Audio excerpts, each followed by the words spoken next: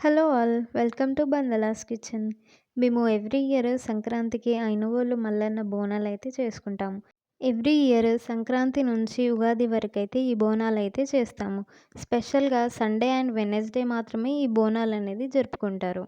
బోనాలు చేసే రోజైతే మేము పసుపు ముగ్గు అండ్ పసుపన్నం అయితే వండుకుంటాం. ఈ బోనాల కోసం మేము ఒక స్పెషల్ కర్రీ అయితే ప్రిపేర్ చేస్తాం. దాంతో పాటు బెల్లం అన్నం అండ్ పసుపన్నం గూడా తయారు చేస్తాము. కర్రీ కోసం మనకి మెయిన్‌గా కావాల్సింది ఆరెంజ్ కలర్ గుమ్మడికాయ, వంకాయలు, చిక్కుడుకాయ, కాకరకాయ, ఉల్లి ఆకులు, టమాటా, పచ్చిమిర్చి, కొత్తిమీర, మెంతికూర. ఈ కూరగాయలన్నీ కట్ చేసుకుంటే మన ప్రాసెస్ ఆల్మోస్ట్ అయిపోయినట్టే. ఎందుకంటే ఈ కర్రీ కోసం మనం పోపేమి వేయవసరం లేదు. డైరెక్ట్‌గా పచ్చి నూనెలో పసుపు, అల్లం, మనం కట్ చేసుకున్న కూరగాయలన్నీ వేసుకొని డైరెక్ట్‌గా స్టవ్ ఆన్ చేసుకొని ఉడికించడమే. ఈ కూర ఉడికించేటప్పుడు దీంట్లో సాల్ట్ అయితే యాడ్ చేయము. ఎందుకంటే దేవుడికి సాల్ట్ ఎయకుండానే నైవేద్యం పెడతారు. దేవుడికి నైవేద్యం పెట్టిన తర్వాత మనం తినేటప్పుడు సాల్ట్ అనేది యాడ్ చేసుకోవాలనమాట. కారానికి తగినంత పచ్చిమిర్చి వేస్తాము. ఇందులో కారం గూడా వేయము.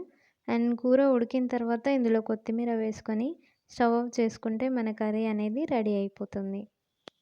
అయినవోలు అండ్ కొమ్రవెల్లి జాతరలో స్పెషల్‌గా ఈ బోనంలో ఈ కర్రీ అండ్ పసుపన్నం, బెల్లన్నం అయితే వండుతారు బోనాలకి. ఈ కర్రీ స్పెషల్‌గా పసుపన్నంతో తింటే నెక్స్ట్ లెవెల్ టేస్ట్ ఉంటుంది.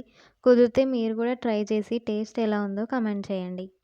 మేమైతే ఎవ్రీ 2 ఇయర్స్‌కి శివరాత్రి రోజు అయినవోలు జాతరకైతే వెళ్తాము. అక్కడ పెద్ద పట్నం ఏస్తారు. దాంతో పాటు మేము బోనం చేసి మా బోనం ముందట కూడా ఇట్లా పట్నం ఏయించుకుంటాము. శివరాత్రి రోజు అయితే అక్కడ జాతర చాలా పెద్దగా జరుగుతుంది. అండ్ దేవుడు కళ్యాణం చేసి ఊరేగిస్తారు. చూడ్డానికి చాలా బావుంటుంది. వీలైతే ఈ శివరాత్రికి మీరు కూడా ఈ జాతరని విజిట్ చేయండి.